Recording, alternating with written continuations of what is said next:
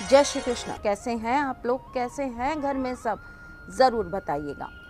पूर्णिमा हमारे जीवन में चांदनी बिखेरने के लिए पूर्ण रूप से चंद्रमा अपनी सभी कलाओं को लेकर पूर्णिमा पर हमें आशीर्वाद देने आते हैं। इस आशीर्वाद को और बढ़ाने के लिए, जीवन की समस्याओं का अंत करने के लिए पूर्णिमा पर विशेष क्या करना चाहिए, ये मैं आज आपको बताने जा रही हूँ। पूर्णिमा पर करने वाले कुछ विशेष उपायों के बारे में आज आपको जानकारी देती हूँ। चंद्रमा हमारे जीवन में हमें बहुत सारी चीज़ें प्रदान करते हैं। मन को शांति, धैर्य, शीतलता, प्रेम। चंद्रमा हमारे जीवन में बहुत सारी सिद्धि और कल्याण के लिए भी माने जाते हैं। पूर्णिमा तिथि एक ऐसी तिथि होती है जिस दिन चंद्रमा अपने पूर्ण आकार में होते हैं, अपनी पूरी कलाओं में होते हैं। इस दिन को माँ लक्ष्मी की विशेष आशीर्वाद की प्राप्ति हुई है। इस दिन पूर्ण श्रद्धा, भाव और विश्वास से अगर माँ लक्ष्मी को प्रसन्न करा जाए तो माँ अपने भक्तों पर अपनी विशेष कृपा प्रदान करती है। इस दिन दान का बहुत महत्व होता है। दान आप किसी भी चीज़ का कर सकते हैं, धातु का, अन्न का, जल का या फिर वस्त्रों का। पूर्णिमा पर माँ लक्ष्मी को विशेष रूप से मनाया जाता है और पूर्णिमा की रात्रि में अगर माँ के मंत्रों के साथ उनको स्मरण किया जाए तो माँ स्थिर रूप से घर में वास करती हैं। माँ के अलग अलग रूप हैं और माँ का एक रूप चंचला भी है। वो इतनी चंचल हैं कि वो एक जगह रह नहीं पाती। इसीलिए जब भी हम बात करते हैं माँ को घर में एक स्थान प्रदान करने की, अपने घर में हमेशा के लिए उनका आशीर्वाद प्राप्त करने की, तो हम उनकी स्थिर रूप से माँ स्थिर लक्ष्मी की पूजन करने का आपको उपाय बताते हैं। तो आप भी माँ के स्थिर रूप को अपने घर में रखने के लिए ये कार्य ज़रूर करें। इस दिन आपको कच्चे दूध में चावल और चीनी मिलाकर पीपल के पेड़ के नीचे एक मिट्टी के पात्र में ज़रूर रखाना चाहिए। इस दिन आपको सफ़ेद रंग के चंदन और सफ़ेद पुष्प आपको भोलेनाथ के मंदिर में ज़रूर अर्पित करने चाहिए। साबूदाने की खीर का भोग भी आप लगा सकते हैं। परिवार में सुख, शांति और समृद्धि प्राप्त होती है।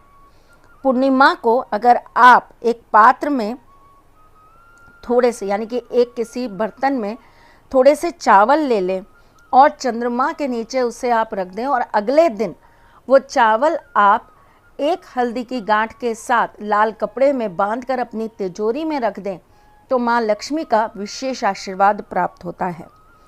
क्या आप जानते हैं कि चंद्रमा की रोशनी जिन घरों में नहीं आ पाती उन घरों में कलह बहुत रहता है। चंद्रमा की रोशनी जिन घरों में नहीं आती उन घरों में डिप्रेशन के शिकार लोग बहुत रहते हैं। जिस घर के अंदर चंद्रमा की रोशनी नहीं आती वहाँ पर लोगों की शादियाँ या तो हो नहीं पाती और होती हैं तो टिक नहीं पाती। इसलिए चंद्रमा की रोशनी का भी अपना एक बहुत महत्व है। चंद्रमा की रात्रि में आपको, यानी कि पूर्णिमा की रात्रि में आपको चंद्रमा के समक्ष खड़े होकर उनकी चांदनी को ग्रहण करना चाहिए। इस दिन आपको एक बाल्टी के अंदर थोड़ा सा जल रखकर अपनी छत पे रख देना चाहिए जहाँ पर चंद्रमा की रोशनी उस पर आकर पड़े, और उस जल को अगले दिन आपको एक बोतल में भरकर अपने पास रख लेना चाहिए और रोजाना नहाने से पहले आपको उस बोतल में से थोड़ा सा जल निकालकर अपने ऊपर छिड़काव करना चाहिए। उसके बाद आप नॉर्मल तरीके से अपना स्नान करिए।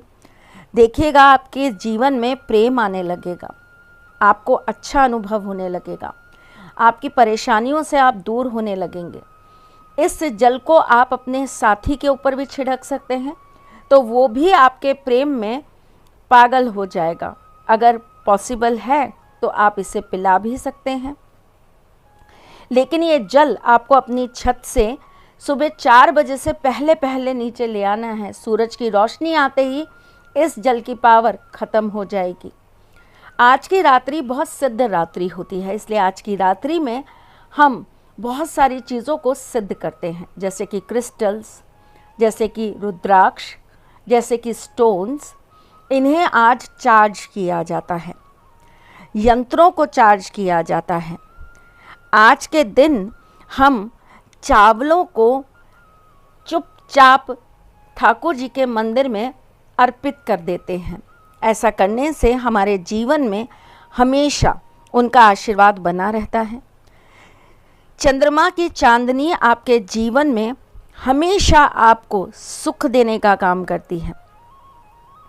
अगर आप पूर्णिमा की रात्रि में अपनी नाभि पर अपना सीधा हाथ रखकर चंद्रमा को देखते हुए पुत्र प्राप्ति की कामना करती हैं तो आपकी ये कामना ज़रूर पूर्ण होती है। ज़रूर बताया करिए कि हमारी इन्फॉर्मेशन आपको कैसी लगती है, इसमें आप क्या और बढ़वाना चाहते हैं और क्या चाहते हैं कि मैं आपके लिए कुछ अद्भुत लेकर आऊँ। चलिए जी, फिर मिलूँगी कुछ नया, कुछ अलग, कुछ अद्भुत लेकर। तब तक के लिए मुस्कुराते रहिएगा, रिश्तों में मजबूती बना के रखिएगा, अपने सारथी के साथ में जुड़े रहिएगा, प्यार देते रहिएगा, प्यार लेते रहिएगा। ख्याल रखिएगा अपना और उनका जिनसे आप प्यार करते हैं। मैं जल्द आपसे मिलने आऊँगी, तब तक के लिए राधे कृष्णा।